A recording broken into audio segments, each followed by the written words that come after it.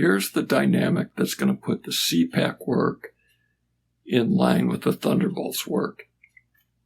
You've got this idea in Thunderbolts that the solar system might be spiraling along a filament, and other stars might be doing the same thing. The CPAC idea is that the whole solar system is precessing. Well, obviously, if the solar system is aligned with the current filament and it's spiraling along, then yes, the whole plane of the whole solar system is going to precess. But here's where that idea of Sirius fits in. If Sirius is strung on the filament behind us, then it is always going to stay equidistant from that axis, and that's what the CPAC group found too. So you get the idea that the Thunderbolts group talks about the sun spiraling along on this current filament. The CPAC group says that the whole solar system precesses, and that Sirius does not appear to precess. It stays equidistant from the precession axis and spirals along. You see the dynamic. Both groups have key pieces of information, and that should have been incorporated from the very beginning. Welcome to the July 1st edition of The Electric View. I'm Neil Thompson. Today we have Ramon, Buddy, Gareth, Sean, Richard, and Jim. Jim goes into amazing detail regarding the nature of ancient astrophysical events and how that throws into question all current understanding of celestial mechanics and our current electric universe timelines. Please take a moment to like, subscribe, and share. What I wanted to do was get, again, Jim and Gareth, they were talking about something really interesting, and I can't exactly remember. It definitely had to do with the local chimney, and gosh, well, it was a few days ago. The point up the conversation was, yes, the orbit around the Pleiades, and the fact that we have to accept that ancient cultures prior to 20,000 years ago seemed to have notion of this. That's where it led to, but I wanted to see where they wanted to go with that, because I sort of dragged it down another rabbit hole. Gareth, Jim, that's your cue. The general point, though, was just that this you understand that if you have if we're going to argue for a catastrophic, changes in the solar system, then you know that you can't use solar system objects for long-term dating. Even things like, if the rotation rate of the Earth changed at all, or you even suspect that, then days aren't days all the time, or years aren't years. Yeah, right. Years aren't years. But even using the crudest gravitational model, if the sun is moving relative to other stars, that's going to change the position of local stars compared to background stars. And that does give you a date just from how the whole solar system is moving. No matter how it's rearranged, that is going to keep tracking that way. And ancient people, I'm arguing, they knew that, and they knew that that's the good long-term calendar. You look at things, for example, we know now that the Pleiades is in the center of that chimney, and we too are orbiting that. But that makes the Pleiades track through those background constellations. And if you look at images, they show those stars on the shoulder of the bull are in ancient diagrams, but they're not always in exactly the same place. And we think that they were being sloppy, but no, they're saying this is when we are really. It's that clear. You can date from that, because this is when we were on this side of the chimney, right, Jim? Right. We're at that point in that long-term orbit, and it doesn't matter whether Saturn was at the pole or not in our system, or how wide Earth's orbit is. Our whole solar system is still, however it's rearranged, it's still gonna, if we look outside, we can use that to track it. And that's what people did. But they used, that's the whole point of Hamlet's Mills. They were focused on the precessional cycle. Why ancient people were so focused on where stars were compared to the pole but that's the only calendar that works on the scale of 20,000-ish years. 26,000 years, the Kali Yuga. Yeah, and the only tracking we have on the longer scale is that, I mean, you can think of like our motion around the center of the local chimney, that's an hour hand. Well, then our precession's like a minute hand on that long scale clock. But ancient people knew that, and then they recorded their more transitory events in that. And that's why, see, this isn't any brilliant insight on my part. I was with the CPAC community and people like that there's so much research out there on Sirius and Orion and the Pleiades, but basically people that are focusing on the mythology at the stellar scale. And then in the EU community, there's a lot of focus on planetary arrangement, and there's not a lot of overlap, like not a lot of putting, for example, how one might be affected by the other, where one fits into the other, and way too much jacking all the mythology to their scale where it clearly doesn't belong. Like I was arguing about that plasma discharge figure, that's the clearest one. When you see that hourglass figure drawn so that you can see those dots under the arm of the person, you're not looking along the axis of the discharge. You're looking from the plane of the torus. And that's exactly where we fit in the local chimney. That tells you that's the scale that they were depicting. But a lot of the people only focused on planetary catastrophes.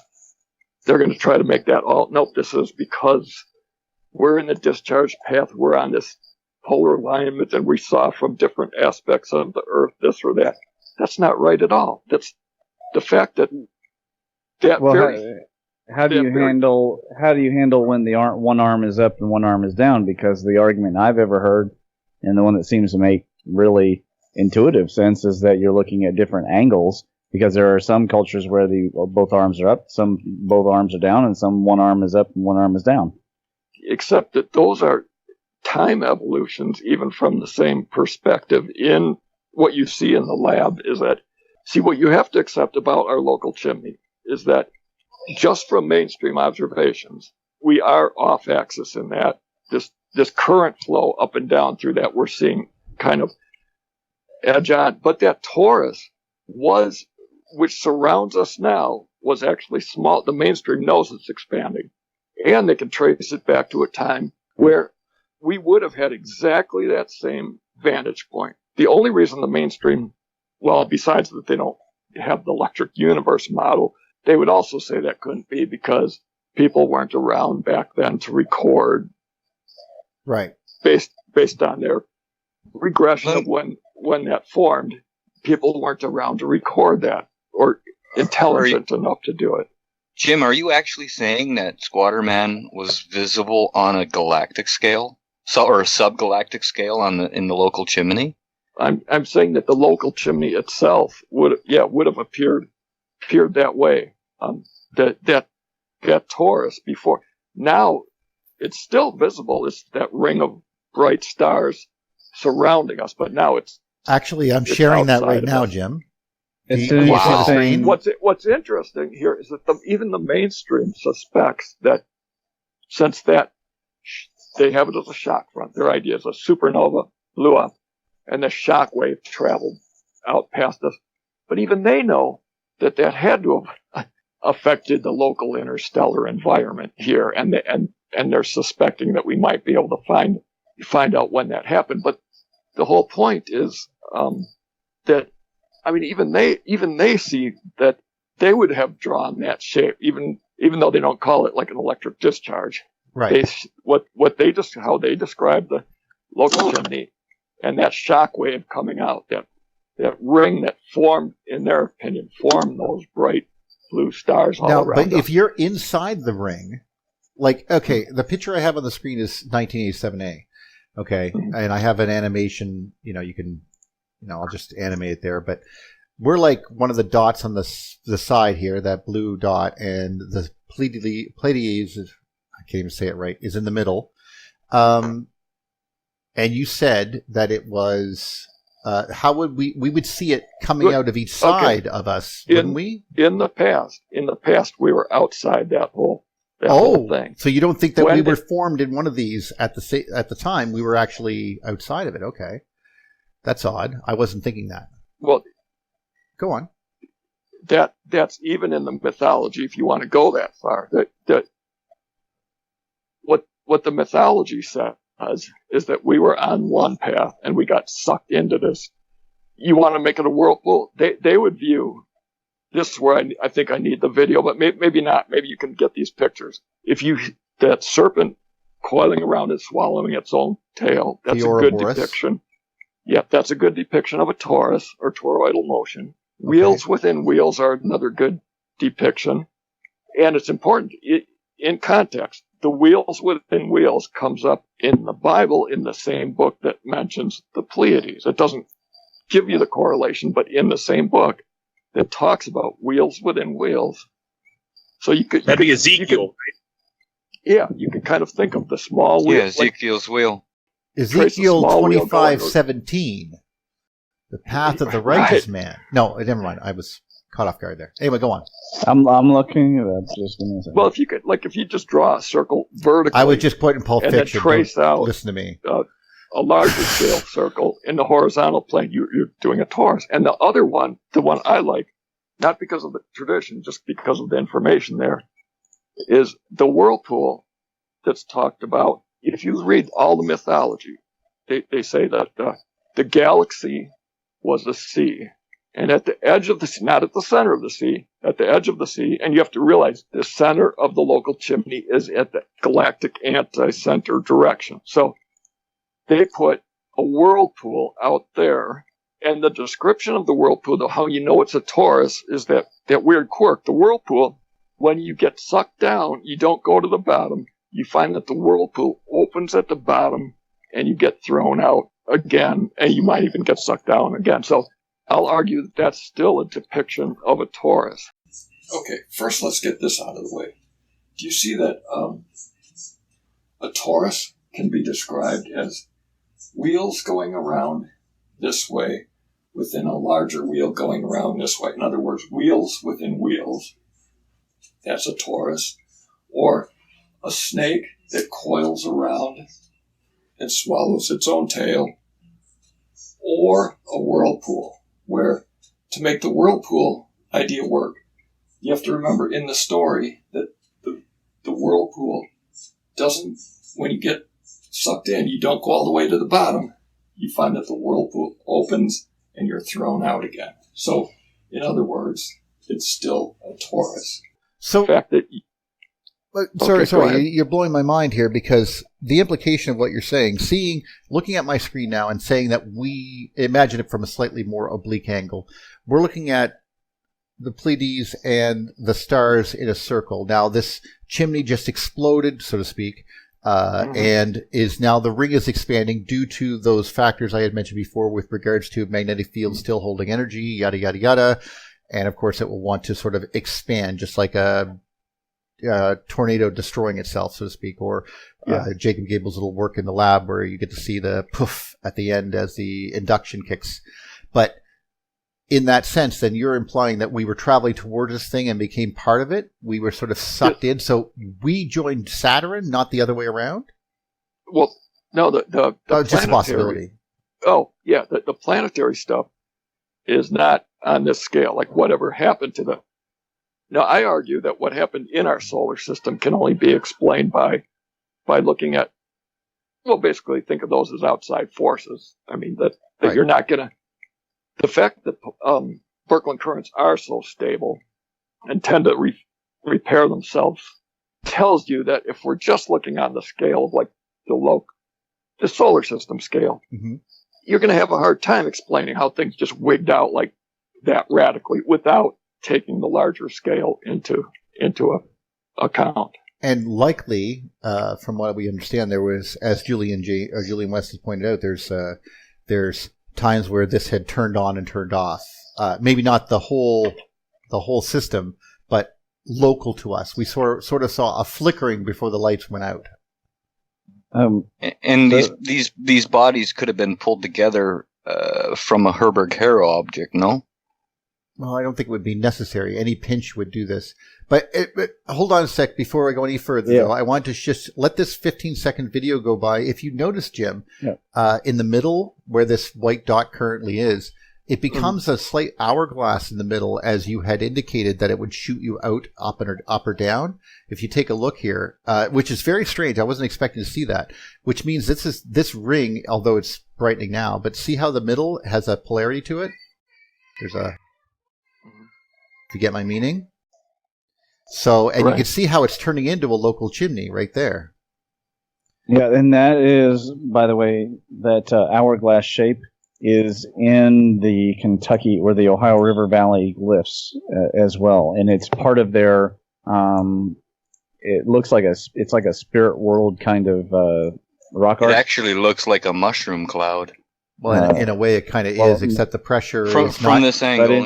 But in the rock art of the natives, it's very distinctly that shape. I can find it for you later. But and then it has this kind of circular presence, and then there are these different animal shapes and stuff, and it's really interesting. So he's got merit, and on top of that, one of the Chinese glyphs clearly shows the great man holding all the four gods, which you know that they're the gods because they all are Celtic cross sons, right? Underneath of his arms. So I did find I pulled up the Bible. That's kind of like an Atlas motif too, though. See, this is my thing because we do know go ahead. Holding them under though, it's holding them under the arms, not above. Well, there is all the modifications of the squatterman. Sometimes his arms go straight out, and sometimes they go down. I wasn't trying to be that critical, but go on. Sorry. Yeah, but I'm saying, what if this great man was actually larger than the solar system and not the discharge size that we've all been looking at? But what if there were both, Ray? What if it could be? It could absolutely on the planet and out in the solar system, confirming for the ancients that yes, there is a sky god.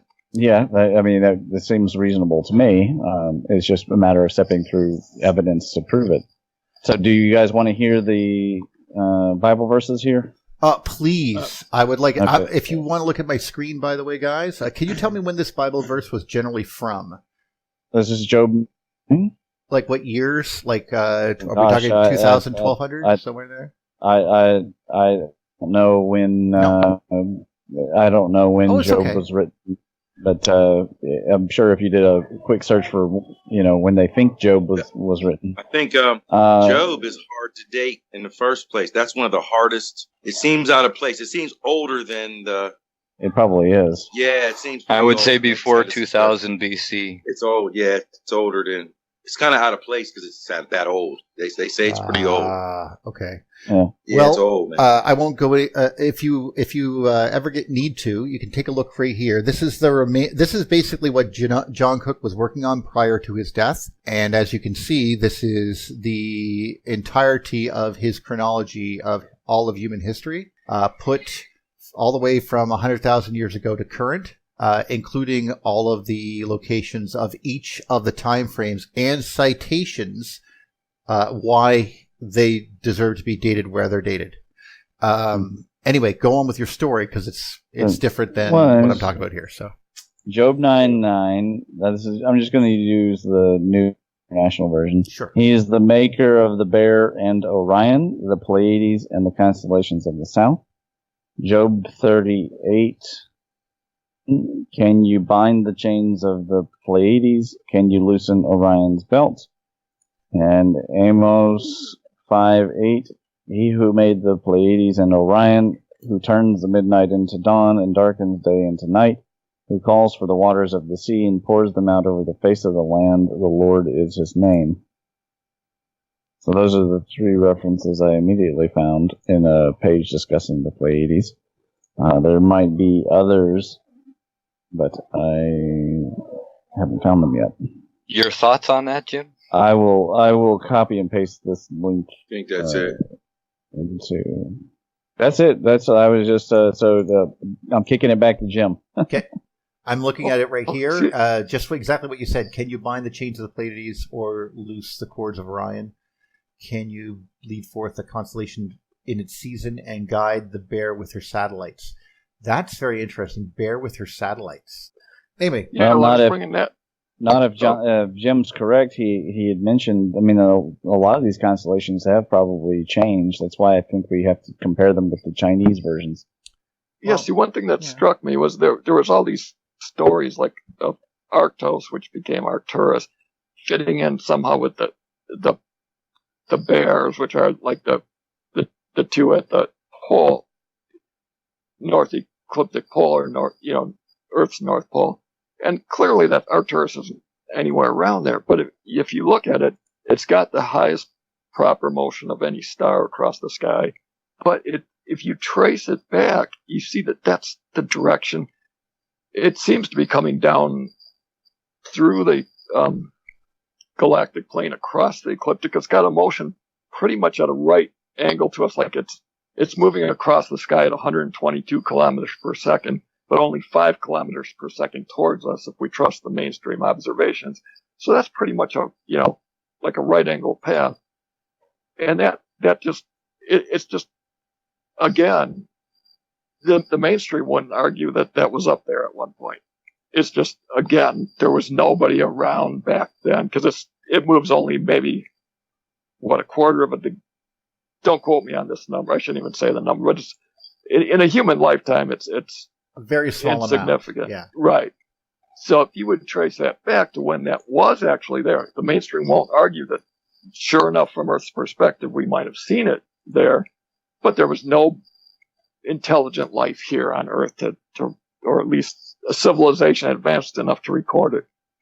But I'm arguing that absolutely there was. Now, whether they got wiped out or whatever that happened, or however we lost. We were that once knowledge. the Coneheads, but now we are not. We are Jim, how many thousands or hundreds of thousands are you saying that happened? I mean, did you step through the program to do?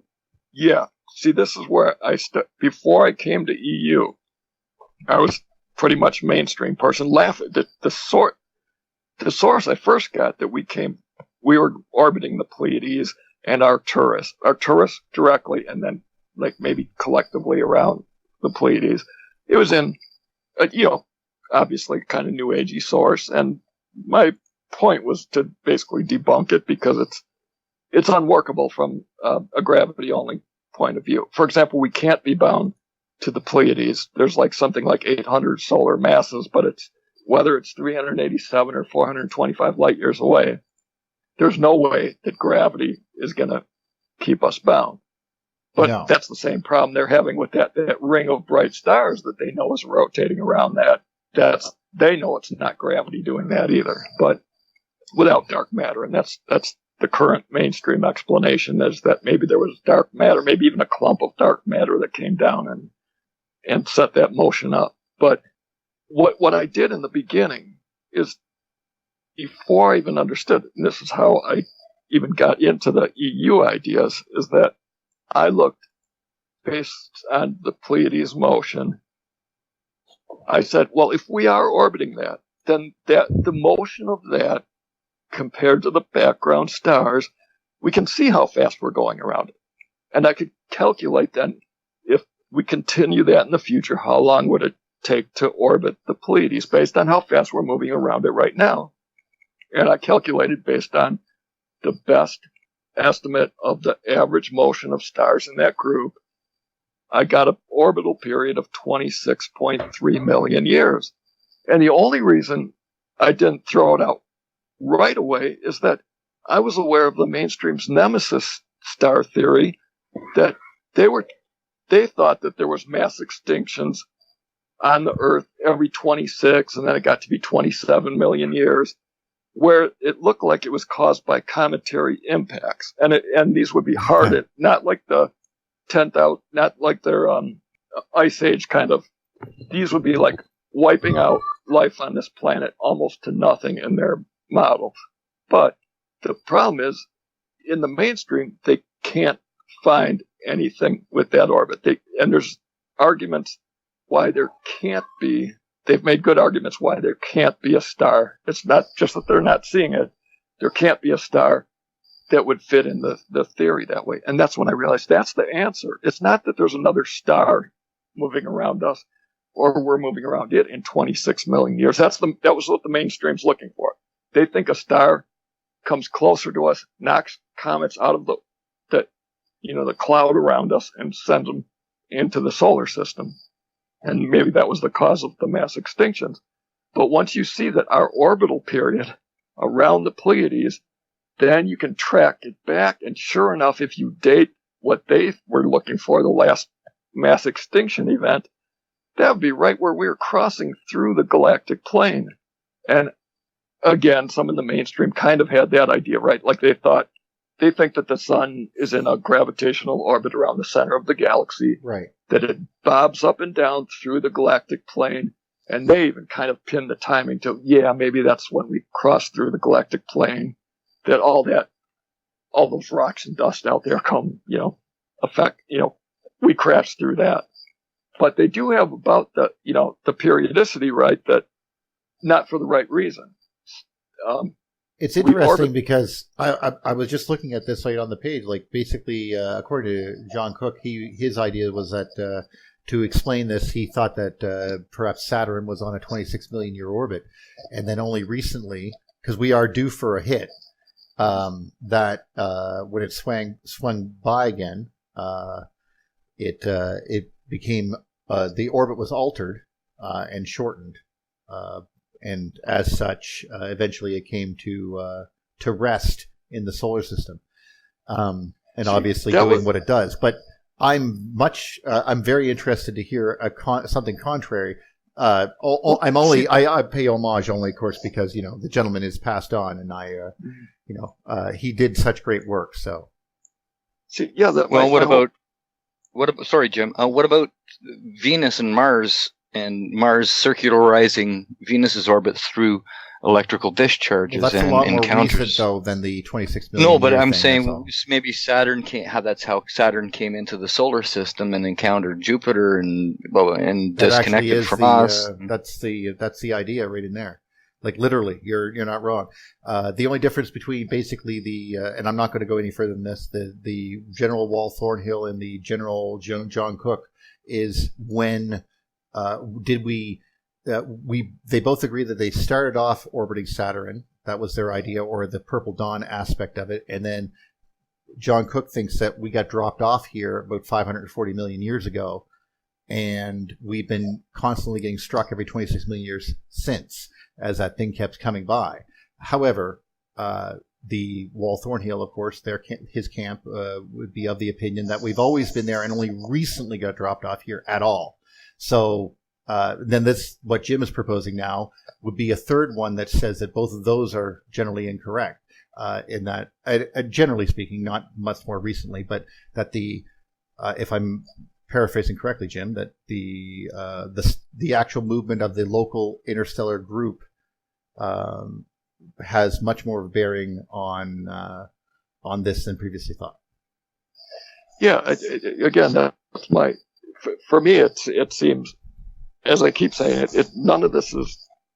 I have an unusual perspective in it. Now I'm well aware of all these different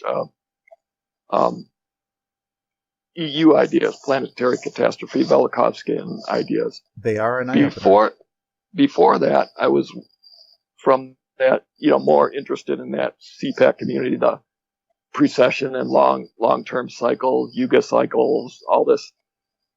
Stellar, I've read books on, the Sirius mystery, and everybody focused on the stellar scale, or people focused on the planetary scale, without thinking that we could have cycles or events on both scales, sometimes maybe even triggered by one, but that's where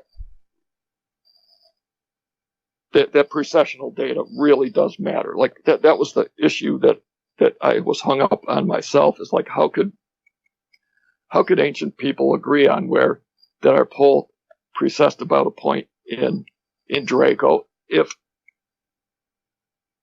our solar system was catastrophically rearranged. And that's when I realized the mainstream model of precession is based on gravitational pulls from the sun and moon on the Earth, in which case the arrangement of objects in the solar system obviously matter.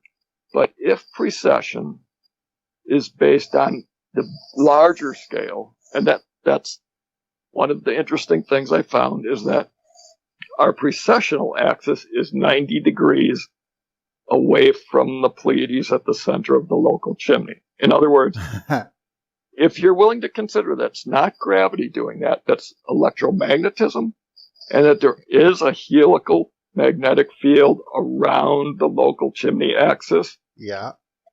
That's the axis we happen to be. That's the axis.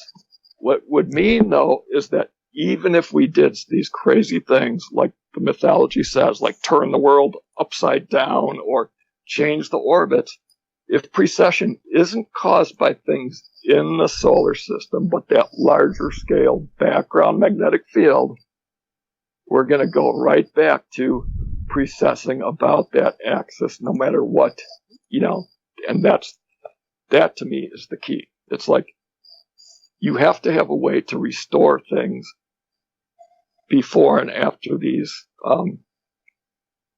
events in order to do that. But that's where the bigger picture, again, like if you look at pictures of like the local double helix nebula, that's one of my favorite ones because it's a nice visual. If you imagine stars are really spiraling around like that, you can see that even if things in those little star systems changed and rearranged, the stars themselves are still going to keep tracking in that nice spiraling motion. And they're still attached to it, yeah. Yeah, see, the mainstream knows in that picture, they know that the spiraling there is 10,000 years. That's the same order of magnitude as our precessional cycle, and I'm arguing that is really what's happening. You're looking at right there, a 10,000 year precessional cycle. In the mainstream model, that doesn't work because they say those stars are not spiraling around like that.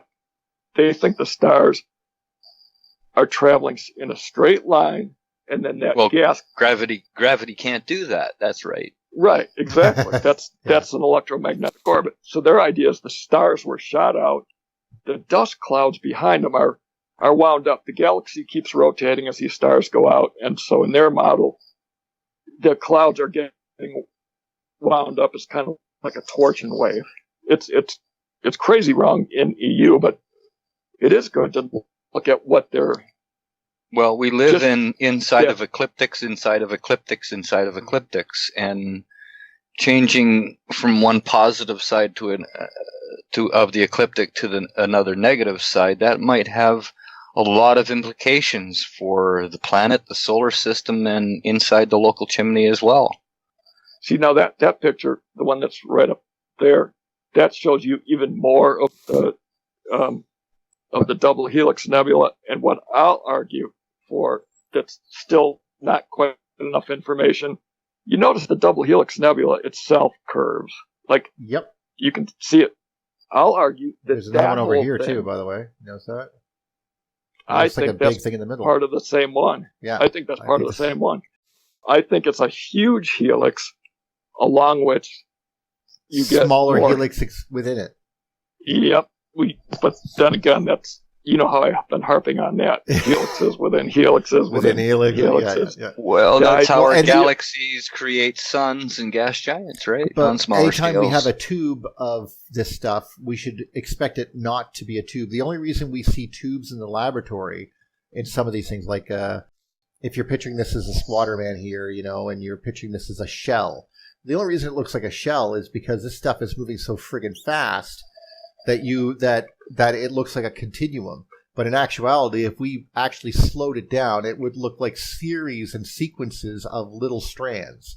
Perhaps 56, sometimes only 4, sometimes 30 some odd, and it would do this all the time so fast you're not seeing it. This stuff is on a small scale, and these particles are supposed to be moving at almost superluminal velocities. So to put that in context, when you slow the whole thing down, you could have this strand and maybe a couple strands in the background there, and this is the main middle core perhaps, or maybe this one's closer to us.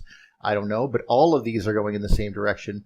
This one might be an induced secondary current that's spiraling around it, type of thing. But this is, this could change, of course, again, in like a couple decades, it could become, these things could slow down and it get a more uniform glow. And then it could break into, 1,000 little filaments. This stuff is, fluid. The general shape and the overall direction will remain the same. I see a living entity. Well, you can see it, but it sees plasma when it looks at you. It doesn't see a living entity. It thinks that you're not even existing. I'm just kidding. I just made that up. Anyway. I know. So go ahead there, Jim. Continue. Well, I'm enjoying this very much. I want to interject real quick about the change to the current Draco one. We could actually get dating on that if we could get reliable dating from in Georgia. The stone serpent is Lee Pennington from ancient Kentucky has shown pretty well that is aligned to Draco, and he's actually laid it out. And if you guys want to see that, that's in one of the documentaries. I think it's called The Stone Speak, available on Jolie Productions, Jole Productions. So it's interesting. He actually had some real problems with electrical interference with their recording. Or it could have been magnetic. I don't know. I haven't been to the site. So, but it's a pretty fascinating little, there's no major science being done. And he had no idea when he recorded it, or even probably now, that this could all be a possibility. But the sudden switch to Draco might have necessitated many cultures to suddenly put effigy down. And there are a whole bunch of serpent mounds that have been destroyed. Veneration, or even they may have felt compelled. They may have felt that it was absolutely vital. I mean, it could be somewhere where there was a memory of the Venus myth and Uktena, the destructive serpent of the Cherokee. And I'm sorry, my son is going crazy. That's quite all right. And so they may have felt that they needed to mark out this serpent power. Who knows? Who knows exactly, right? But at least it's interesting that's the Georgia stone serpent actually has. So all they'd have to do is somebody would have to good luck getting the state to give you permission, dig below it and get reliable dating on that, and it would tell us when this pole switch repeatedly happened. Jim's right.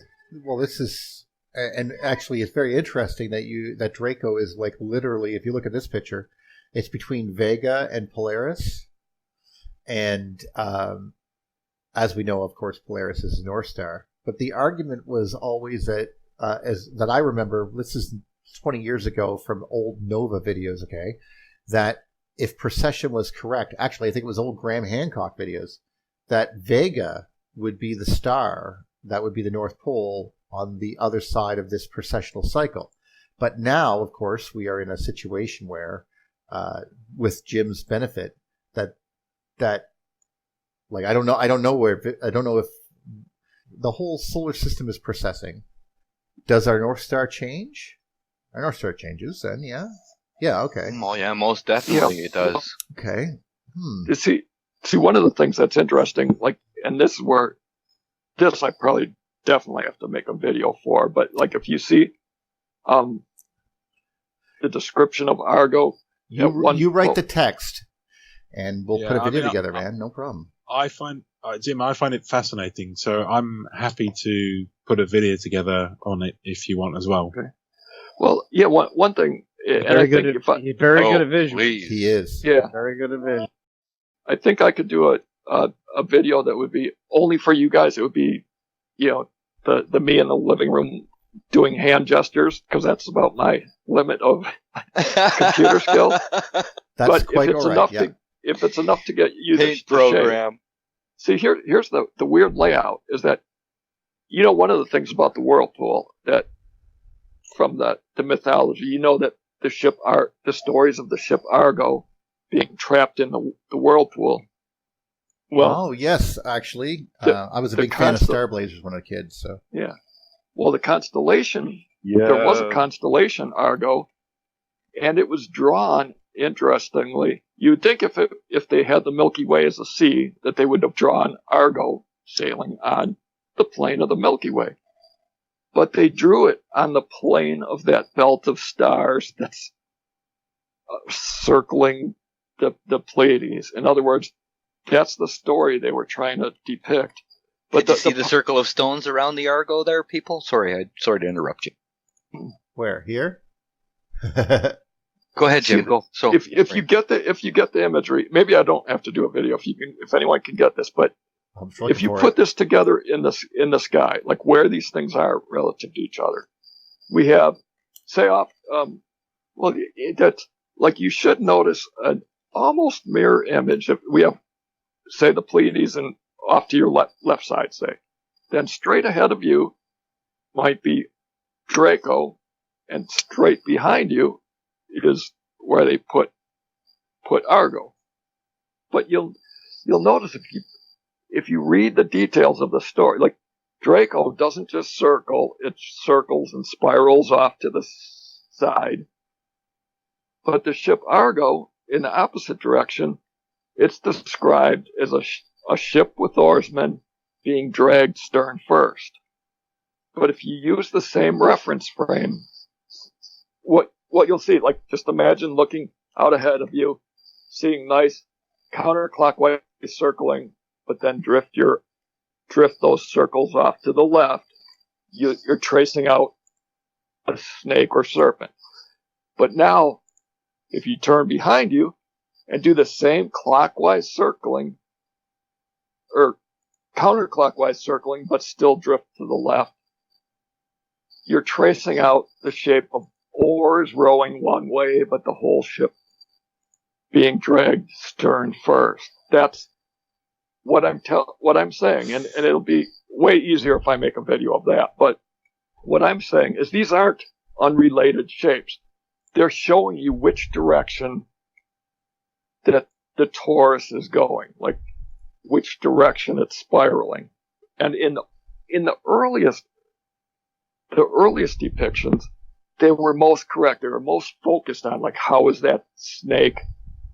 What's the path of the snake, and what's the plane of that ship? Now, we've talked about this shape before, the hourglass-shaped chimney. This is the galactic plane. There's a bright ring of stars. And the only detail we need to know is that, remember that the sun is on the inside edge of this chimney, towards galactic center. That's important in the whirlpool mythology. Now, I'm going to lift all this mythology right out of Hamlet's Mill. There was a time where they described the Milky Way as a sea, and the idea was at the edge of the sea there was a whirlpool, and a hint that that's the right direction is that the Pleiades were once described as Whirlpool Island too. So we get the idea that it's whirlpool centered out here. But the interesting thing, there's a story of the ship Argo that gets caught in the whirlpool. So you might think that they would have drawn, if this is the sea, they might have drawn Argo here, but they didn't. They drew it on this plane, specifically below the galactic plane down there. That's where the ship Argo comes in. But it's the depiction of the ship. The story is that it's a ship rowing in one direction, but being dragged stern first. It's a ship with oarsmen rowing, but being dragged stern first. So what you get is this, which is interesting because that's in the south, by the south ecliptic pole, and in the north ecliptic you get a image of Draco, a snake or serpent, and that is like this. So in one direction in the sky we have this shape, and the other direction in the sky we have this shape. In other words, they're showing you two views of the torus. One direction we're heading, and the other direction that we came from. And they're putting it on this. And if there's any doubt, the fact that the Pleiades at the center is where we get, well, the name for the constellation Taurus. So they did know this stuff at one point. But they had that Taurus shape depicted on here. And that's where you get Draco and Argo on each of the directions. In recent times, we messed that up. Like the ship Argo basically was too big to be convenient to divide up the sky. That's what we used constellations in recent times, is to divide up the sky into nice things. And what happened is they divided Argo into 3 constellations. But the 3 constellations that used to compose Argo were drawn on the plane of those bright stars, which would be the Taurus around the Pleiades. Oh, okay. Would this Taurus be visible in glow mode? Is that what you're saying? Well, that's what I'm saying. Is if you look back on that earlier image that Neil had up of that ring of stars, yeah. Yeah, ring of stars. That's in that image. You could almost think of the Pleiades cluster as being the center of that, and then that ring of stars, that hot blue ring of stars, being what's now surrounding us on all sides. But we weren't, as I said, we used to be inside of that, or we used to be outside of that. Now it surrounds us on all sides. Ah, okay. See, that's interesting, because when I see, well, number one, thank you very much for telling me, to me now, the Argo, this ship here, this is the Argo then. And if I'm not mistaken, this was Saturn after its encounter. This is the story of Gilgamesh. Okay. But that ship itself was sailing along the ecliptic. You're absolutely right. There was a sea of stars that it was sailing along, because we do know that ecliptic, for any other reason, was brighter than the rest.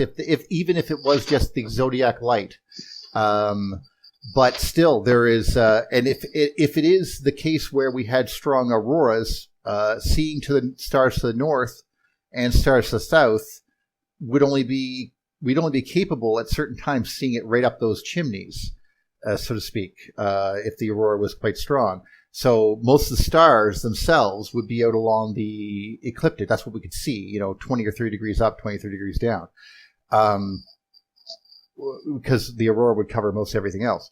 This is just, but I mean, what you're telling us, is weird about the idea about the stars and the fact that they saw a circle of stars, which indicates more than what seems to be depicted just on the boat alone. Because we obviously focus on the boat and its encounter with Jupiter, if that is the case. Okay, so, all right, this is the Pleiades. So, is it larger than this structure, Jim, or is it, would it be going through this structure? Would it be, for example, going up this chain of stars here? What the local chimney that you're talking about? Well, yeah, the local chimney goes up and down through the galactic plane. I'm not sure the orientation right here yet, but it's centered on pretty much on the Pleiades, and it's a stream that goes down right through the galactic plane at an angle. It's tilted something. Was it 8? Don't quote me on that either. About 8 degrees or so from the. I use that belt of stars for a reference, but so what we'll do is come back to the Earth, and then we'll go back and we'll see how it looks. Go to Earth. Well, I think what your question is, Ramon, is I think this boat that you're talking about is this electrical torus around this ring of stars that took up most of the sky. In fact, that we could see this. Yeah. Well, we got to be careful about the boat thing because let's be honest. I mean, that boat motif is pretty well established, generally speaking. However, the background Well, it could be used for many different scales, right? Oh, here it is. There we go. Okay. So from Earth. Okay. This is what it looks like from Earth. So yeah. And do we have a galactic plane orientation? Or? If I move, I know. exactly. I wish you could lock a thing and say, "Can we get back right to here?" Like freeze it and then come back to it anytime we wanted to. That'd be nice. But, like a memory button. Well, I mean, it's okay, I can certainly go ahead and do a search for the Milky Way and see where. We don't have to look around to find. We're in the Milky. Yeah. We're in the Milky Way, but there's also the barycenter of the Milky Way. Yeah. So if you spin it around, you should be able to see the main. If you're still within it, you should be able to see the main arms. Yeah, well, at the moment we're facing away from it. That's why you're not seeing it. Okay, so there's the direction. Do you want me to go towards the direction or just go directly around it? Depends how fancy you want to be. Well, let's just go around it so we still see it. We see through it towards Earth. That makes sense? Yep. Yeah, so there you can start seeing there we are, the Milky Way. Okay, so I see our general orientation is... That's we've roughly gone 180 degrees here. And we should see that those lines, if we were to think of the local chimney as a line, it should be roughly 90 degrees to that black strip of the galaxy, correct, Jim? Yeah, it's tilted by about 8-ish degrees. I'll have to look at the numbers. You don't worry about that. I said generally. We're good. Yeah, it's almost vertical. Yeah, okay, good. Yeah. The stream of stars that forms the local chimney is coming down through the galactic plane. That was kind of the puzzle in the beginning. The mainstream says the stars, a stream of stars coming out of the galactic halo, basically crossed through the galactic plane, and now you're onto their theory that stars in those streams, the old stars, went supernova and blew that whole cavity out. And the reason it's pinched in the galactic plane is it does make sense that there's more resistance there, right? There's more gas and dust to push out, so it might not have expanded that far. But that still leaves them with that problem. Why that ring of stars is not in the galactic plane, why it's tilted up exactly at a right angle to the chimney axis. Why is there stars rotating around it? That doesn't... And then you're back into dark matter. Well, there must be a larger magnetic field pushing on that Birkeland current in that local chimney to make it that direction. How far is the Earth from that Pleiades? I'm sorry. I'm 400 light years right now, so I'd have to let me step through it. Well, just go slightly off angle, if you would, just because I just want to get a perspective. Hold on, I'm going to answer your first question. Okay. Looks like we're in the 370 light year range. So if the Pleiades is in the middle, then the Pleiades being in the middle of this cluster, it's 740 or so light years around the whole thing. Is that what we're looking at, then, Jim? Well, we're supposedly about 350 light years off the axis. They don't put the actually. That's what he just measured. He just So yeah. So we're caught up in that local chimney for sure, and that's the part. Like, I don't care if anybody in the EU community agrees on any of what I've said so far, but what I don't like is the little part of the message that I wanted to get out was just that we're in this hourglass shaped tube, because there are still people trying to put the sun's motion in part of the circuit along either part of a current along the arms, and we're definitely not in that scale of current directly, Right. Now, if I back up one step up, what I do think is that stream coming down that causes the local chimney, that's part of a larger helical stream along the arm. See, I'm not arguing or a circular current around. Right, and we're on the Orion spur that's just off of one of the large galactic arms, right? So, are you guys seeing this chain of stars that is going along You see that? I am. Lower left? There's a huge chain of stars. Yeah. Those two Yeah, of them. down bottom left. It's like you can see this is like a imagine imagine a plasmoid with many particles in it that just suddenly went pow, and there's currents that were carrying these stars, and they all sort of shoot them off in a ring. That's kind of what it kind of feels like, like I'm, still connected, but okay, that one's a named star, so we can be sure it's not a procedural. That's the problem with these, right? You have to visually verify. So we're saying that the Pleiades sits at the center of this. Is that right? There we go. Orionis. That's where you get the whole Pleiades distance problem comes in. We don't know exactly. Even mainstream estimates range from 387 to 425 light years. But what I was arguing is that that's the worst place to try to get parallax distances, is looking into the center of if you suspect that plasma bends light. Yeah. That's the worst place to look. Especially the way some of them were doing. Some were looking directly. That's where the direct parallax. You take a beat on it, you move over a little bit, you take a beat on it. That's direct parallax. Relative parallax, you look at where the Pleiades is compared to distant stars. But that's the one that's going to be most messed up because distant stars. Because the light's got to go all the way through the Birkeland current, not just partially through it. Yeah. Yeah. But we are saying that this would sit at the center of that hourglass, and we would rotate around whatever that torus shape is. Right. 300 odd light years. It would be our circular orbit. Yeah, and well, it's actually not even really an orbit, because orbit would imply gravity. It's more like we're motion. Yeah. Well, yeah, spiraling around that. I know. I just do weird things. Don't worry about it. That point, right? But see, that's sort of like this. Yeah, sort of like this.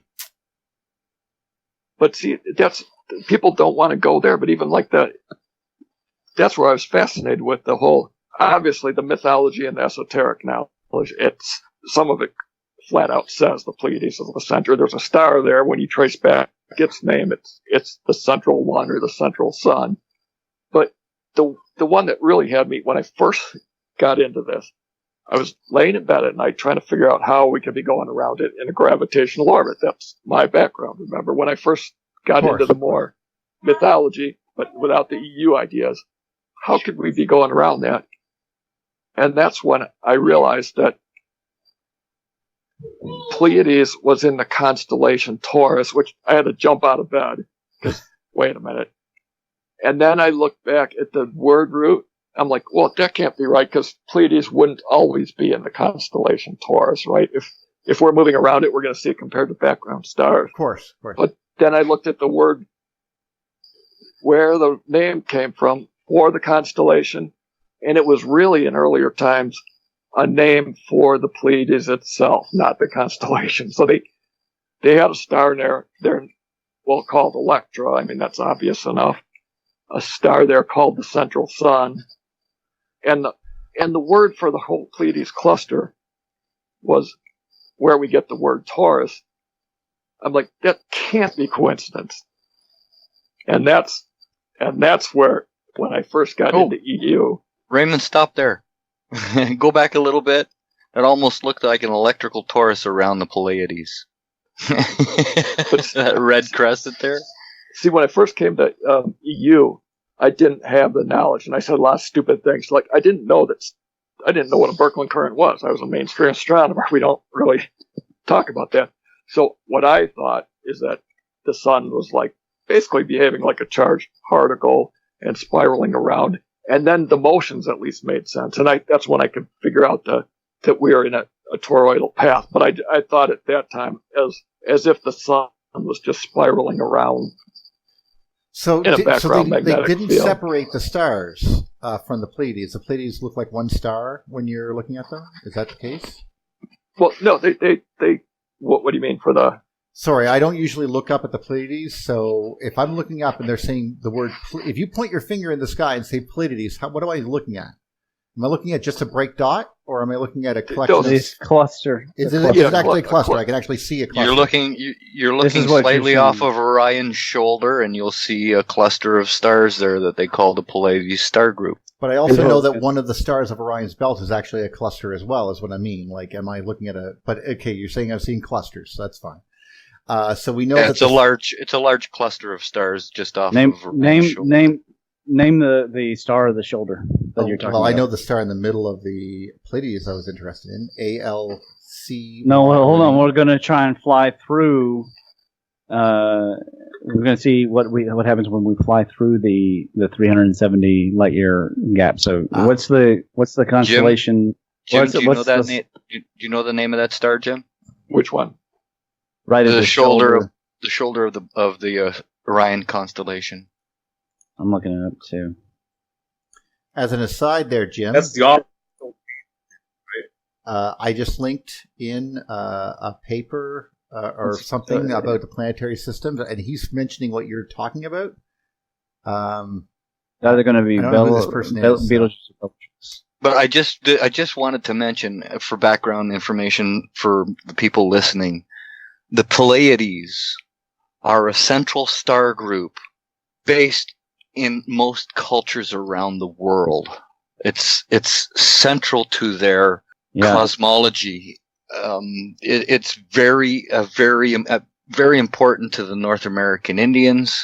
We think, may have carved out a certain area of or found an area of hills that they named the Seven Sisters, which is another name for the Pleiades. Okay, the Pleiades is not exactly. It's pointed by the belt, and it's out past Aldebaran, actually. Did you guys want the shoulders of Orion would be Betelgeuse or Bellatrix? Is that what you're looking for? It's not going to be. They're not exactly next to each other. So. Well, no, they're not exactly, but they're off in that direction from the shoulder. If you go from the shoulder right across it, almost in a straight line, the Pleiades are there. This is what we're looking at here. So you're talking to a layman. Yeah. You're talking to a layman here, so sorry. So what I need is another. So Orion is shooting an arrow at the bull's feet. Interesting. Yeah. Now it's important to point out the Chinese did not draw the constellation the same way. The Orion constellation. It's about half the size, and they had 28 different ones. So it may not have been the ancients of that time. They may have had a different shape for Orion. It's possible. Anyway, Jim, that link that I put in there, that guy's after your own heart right there. I mean, he's saying the exact same thing. According to esoteric tradition, Alcyone is the origin and central pivot of the 7 solar systems, the cosmic serpentary of which ours is a part. So, it's I never even had a clue about any of this. Until I talked to you. I would also mention there's a rumor, verified, that the Astalan, which is a very mysterious islands in the Midwest of the United States, is, that it's oriented toward the Pleiades. Now, is that oral history from the natives in the area, which would be descendants of the Lakota, Siouan tribes in general, or was it, another mound building culture like the Mississippians? I don't know. And again, I haven't done any work, but it's interesting because of the mention of this idea that it's in a lot of cultures, that there might be a major mound set. Because as I showed, the one here in Kentucky was more about Cygnus. Okay. Well, for it to be in most cultures around the world, it would have to have been visible in the sky, something spectacular, something not normal, not the way we see the stars today.